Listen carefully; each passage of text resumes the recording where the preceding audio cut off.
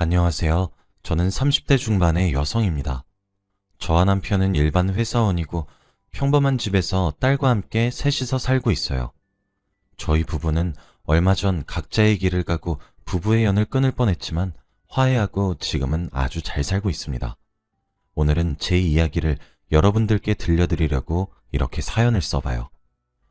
저는 어렸을 적 엄마와 여동생, 그리고 저 이렇게 셋이서 살았습니다.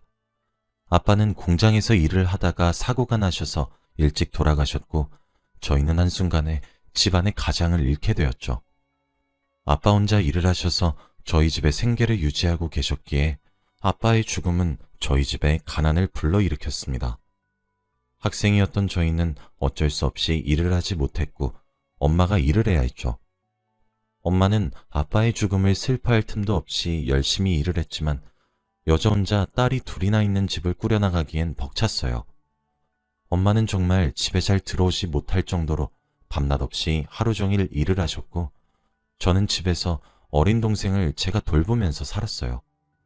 저도 당시에 어렸지만 엄마가 힘들어하는 걸 보니 일찍 철이 들었고 친구들이 공부하는 동안 저는 동생의 기저귀를 갈고 분유를 타면서 살아야 했죠. 엄마는 늘 새벽 일찍 나가셔서 저녁 늦게 들어오셨고 저는 엄마가 들어와서 제가 자고 있지 않으면 저를 재운다고 엄마가 더 늦게 주무실까봐 일부러 엄마가 퇴근하시기 전에 저와 여동생은 잠을 잤어요. 여동생은 제가 키운 거나 다름없죠.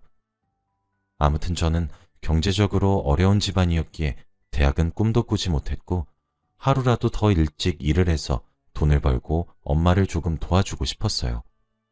졸업을 하자마자 바로 공장에 취직해서 돈을 벌었고 동생을 대학교에 보내기 위해 열심히 일을 했죠. 동생은 저처럼 이런 공장직에 다니지 않고 공부도 열심히 하길 바랬기에 제가 동생의 대학 등록금도 벌면서 일을 했습니다.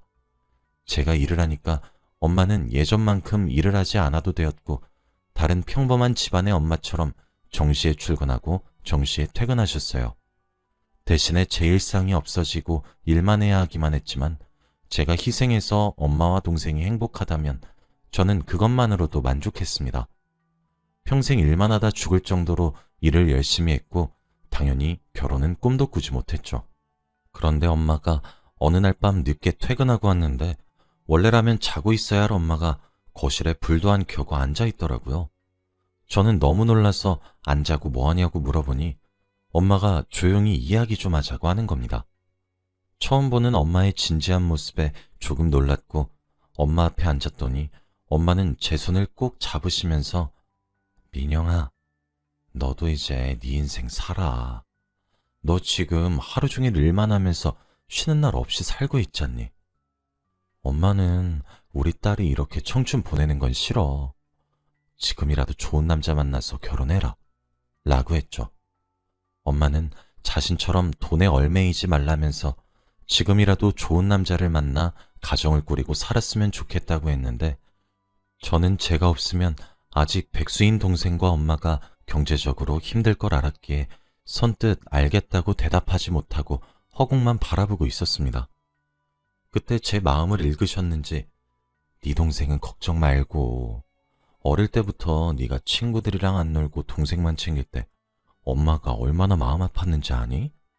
친구들 다 놀이터에서 놀고 땅 따먹게 하고 있을 때 넌 일찍 철들어서 동생 기저귀 갈고 분유 먹이고 엄마가 그 모습 보는데 마음 찢어지는 줄 알았다.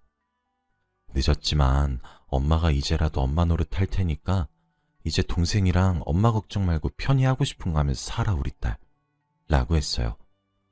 엄마의 말에 저도 모르게 눈물이 흐르고 있었고 엄마는 저를 안아주면서 토닥이셨죠. 저는 그날을 아직까지 잊을 수 없습니다. 엄마의 말을 듣고 마음의 짐을 내려놓을 수 있었고 그때부터 사람도 많이 만나고 취미생활도 하면서 조금씩 저를 찾아갔던 것 같아요. 평생 동안 제가 하고 싶은 것 다 참아가면서 살아왔는데 20대 후반이 되어서 제 인생을 찾게 돼서 너무 행복했습니다. 그리고 저는 한 남자를 만나게 되어 바로 지금의 남편입니다. 남자친구는 저와 비슷한 집안에 자라서 공감대도 잘 맞았고 마음에 들지 않은 점 하나 없었죠. 몇 년 동안 연애를 하다 보니 자연스럽게 결혼 얘기가 오갔는데 솔직히 저는 결혼 생각이 없었어요. 결혼하면 비용이 어마무시하기도 하고 아이를 낳으면 돈이 더 들어가는데 저희 집안 형편에서 너무 부담되었거든요. 그런데 남자친구는 제 속사정을 알고 예물만 해도 된다며 몸만 오라고 나머지는 자기네 집에서 하겠다고 하더라고요.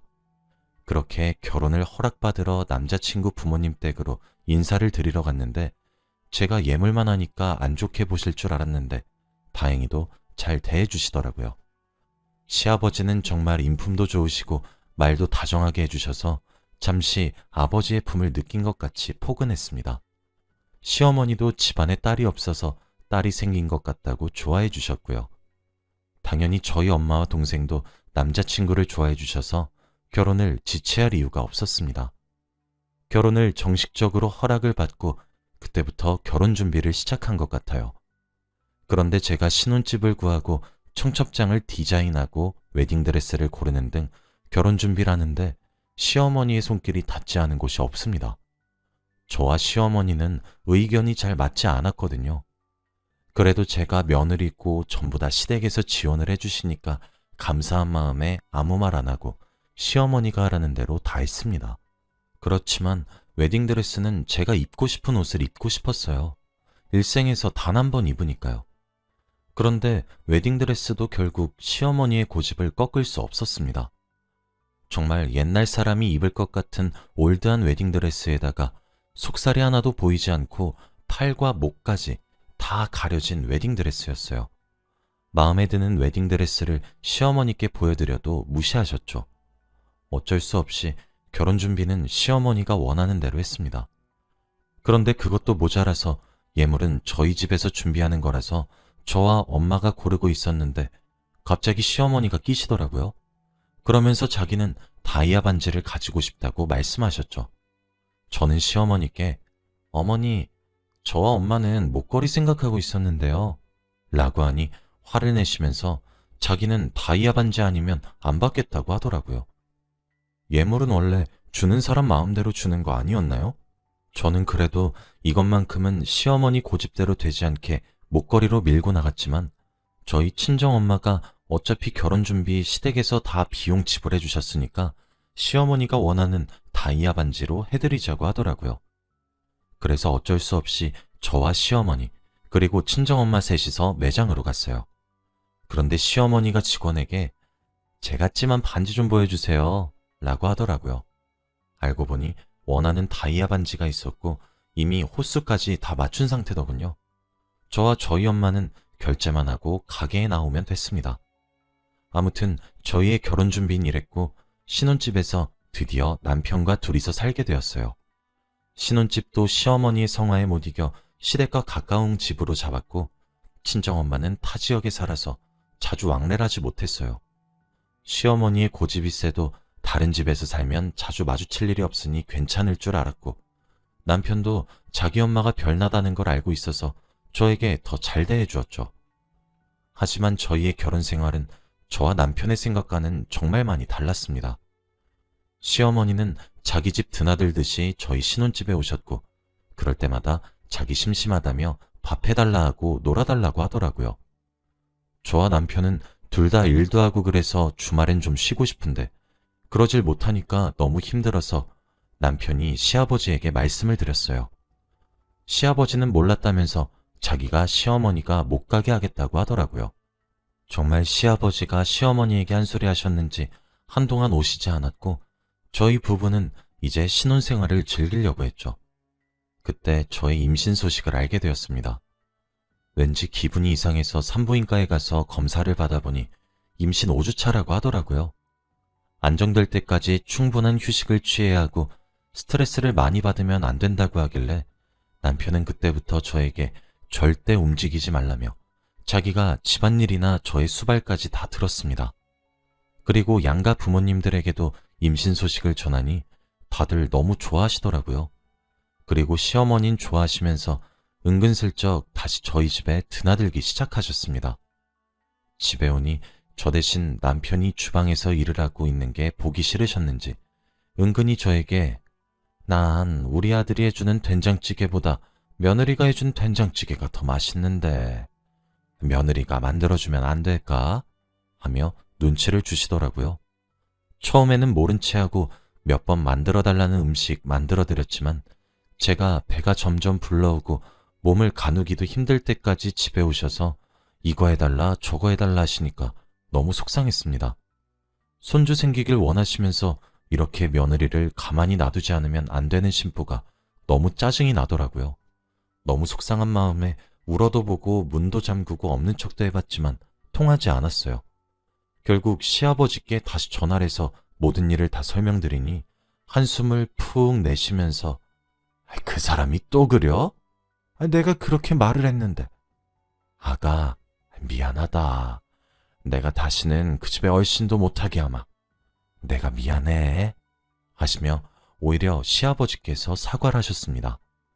시아버지는 정말로 저에게 아버지 같은 분이라고 해도 과언이 아닐 정도예요. 뒤에서 묵묵히 저를 지지해 주시고 응원해 주시는 분이시거든요. 아무튼 제가 만삭 때부터는 시어머니가 오시지 않았고 다행히 저는 건강한 아이를 낳을 수 있었습니다. 그런데 아이가 생기니 남편 혼자 버는 걸로는 세 사람이 먹고 살기에는 빠듯했고 저도 원래 일하는 직장으로 다시 가서 일을 해야 했는데 아이를 돌봐줄 사람이 없었어요. 그렇다고 베이비시터를 고용하기에는 돈도 너무 많이 들었고요. 그래서 시어머니에게 부탁을 드렸지만 자주 저희 집에 오던 시어머니는 갑자기 너무 바쁘다고 하시며 핑계를 대셨고 어쩔 수 없이 타 지역에 사시는 친정엄마가 와서 아이를 돌봐주셨어요. 저희 엄마는 평일 내내 저희 집에서 아기를 돌봐주셨고 주말에는 저희 부부가 아이를 돌봤죠. 그런데 시어머니는 손주를 좋아하시긴 하셨지만 연락도 별로 안 하시고 관심이 많이 없으셨습니다. 아이를 안는 것도 꺼려 하셨고 매일 저희 집에 오셔서 아기를 돌보고 있는 저희 엄마에게 밥해달라 청소해라 하면서 명령만 하셨죠. 저희 엄마는 온몸에 파스를 덕지덕지 붙이셨고 손목밴드를 하시면서 아기를 돌보셨는데 나이도 있으시니 너무 마음이 아팠습니다. 엄마, 많이 힘들지? 미안해. 딸 때문에 타지에 와서 엄마가 너무 고생이다. 아니야. 애 키우는 게 뭐가 힘들어? 괜찮아. 넌 애 낳은 지 얼마 되지도 않아서 바로 일이 되니? 괜찮아. 오늘도 시어머니 오신 거 아니지? 이틀에 한 번꼴로 오시는 것 같아. 엄마 괴롭히려고 오는 것 같아서 찜찜해. 아유, 우리 딸 별 걱정을 다 해. 사돈도 손녀딸 보고 싶으니까 오시는 거지. 제가 일이 시작한 지 얼마 되지 않아서 매일 퇴근이 늦는데 그럴 때마다 시어머니가 왔다 간 흔적이 있었고 엄마는 늘 제가 걱정할까봐 시어머니가 왔다 갔다는 것을 비밀로 했죠. 엄마가 너무 불쌍하고 안타까워서 일부러 시어머니보다 엄마한테 더 잘해준 것도 있어요. 생일상을 차릴 때 시어머니보다 엄마 생일상을 더 거하게 차리기도 했고 어버이날 선물도 친정엄마에게 돈을 더 넣어드리기도 했거든요. 남편도 찬성했고 충분히 장모님께 그래도 된다고 하길래 그런 거예요. 그리고 주말에 시어머니 몰래 친정엄마한테 맛있는 거 사드리기도 하고요. 친정엄마는 안 해도 된다고 했지만 제가 하고 싶어서 더 했어요. 시어머니는 저희가 좋은 거 먹이지 않아도 이미 좋은 거 많이 먹으시고 다니고 저희 엄마는 저희가 사주지 않으면 끼니를 굶거나 하시거든요. 남편도 저에게 돈을 쥐어주면서 장모님 금반지 하나 사드려 라고 하더군요. 시어머니는 10손가락 다 금반지를 끼고 계시는데 저희 엄마는 평생 금 하나 없이 사셔서 남편 눈에는 그게 마음이 아팠나 봐요. 자기가 장모님한테 받은 은혜가 너무 많다면서 저에게 그러는데 너무 감동이었습니다. 그런데 늘 늦게 퇴근하던 제가 정말 오랜만에 일찍 퇴근하고 집에 간 날이 있었어요.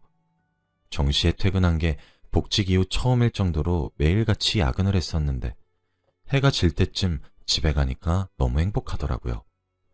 오랜만에 딸과 놀아줄 수 있을 거란 생각에 기분 좋은 마음으로 집에 갔는데 충격적인 장면을 보고 말았습니다. 집으로 가니 시어머니는 침대에 누워서 TV를 보고 계셨고 친정엄마는 저희 딸을 등에 업고 청소를 하고 계시더라고요. 정말 이건 아니지 않나요?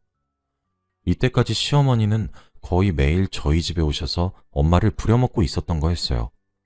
친정엄마는 묵묵히 다 들어주고 쓴소리 한 번 한 적 없고 제게 말해주지도 않았던 거였죠.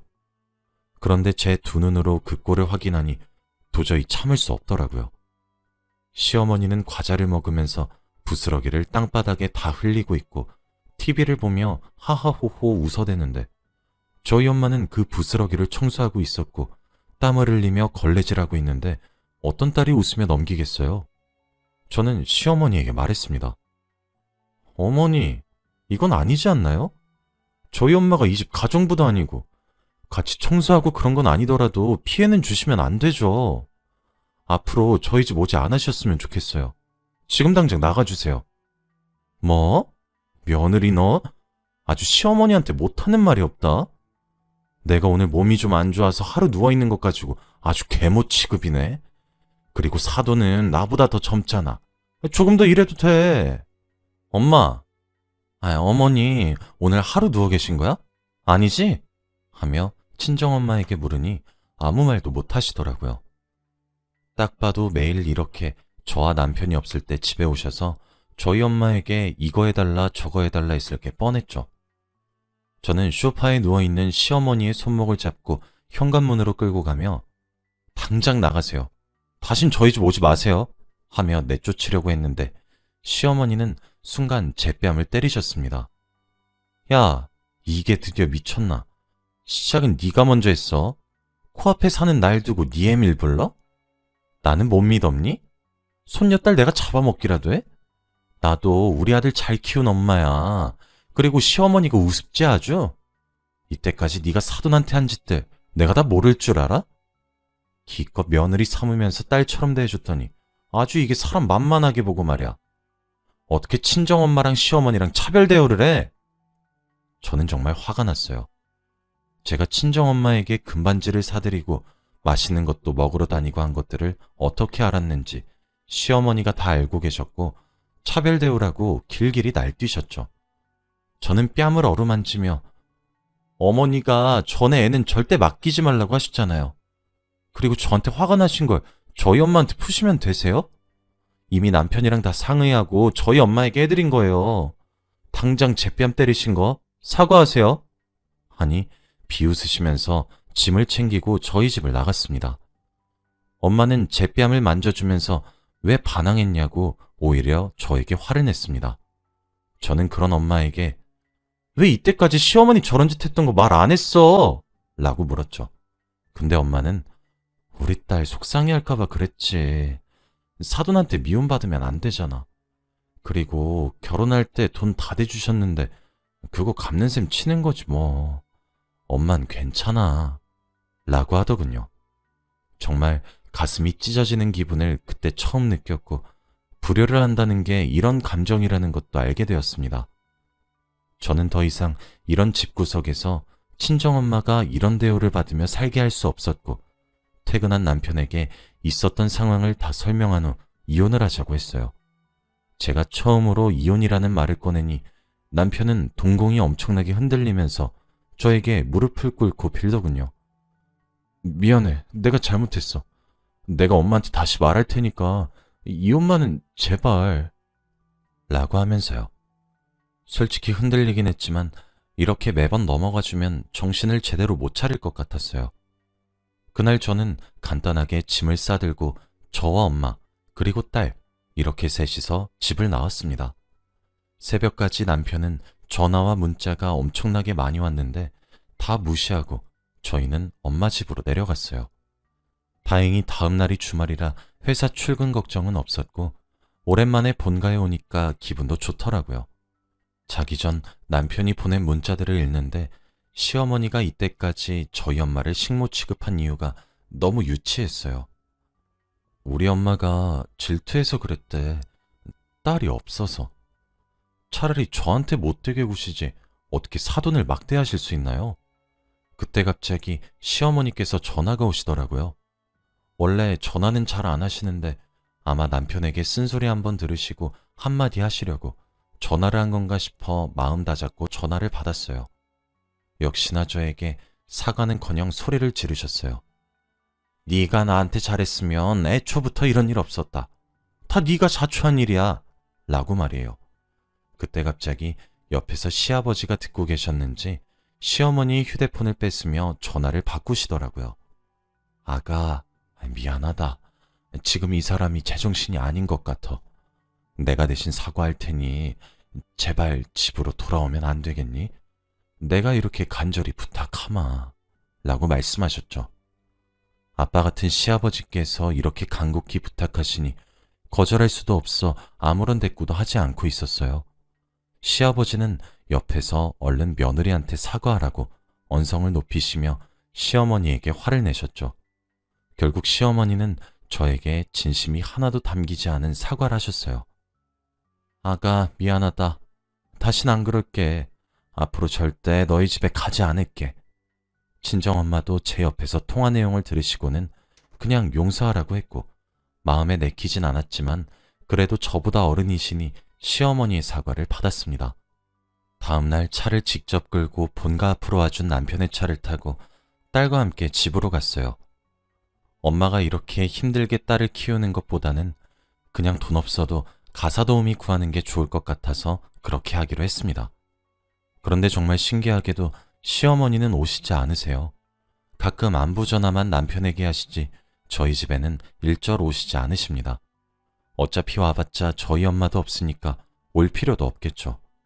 저와 남편은 이제부터 양가 부모님께 공평하게 용돈 드리고 선물도 드리고 하고 있어요. 저도 지금에서야 시어머니에게 딸 같은 며느리가 되려고 노력 중입니다. 여러분들도 혹시 이런 일이 있으신가요? 그러면 피하지 마시고 할 말은 꼭 다 하시길 바랄게요.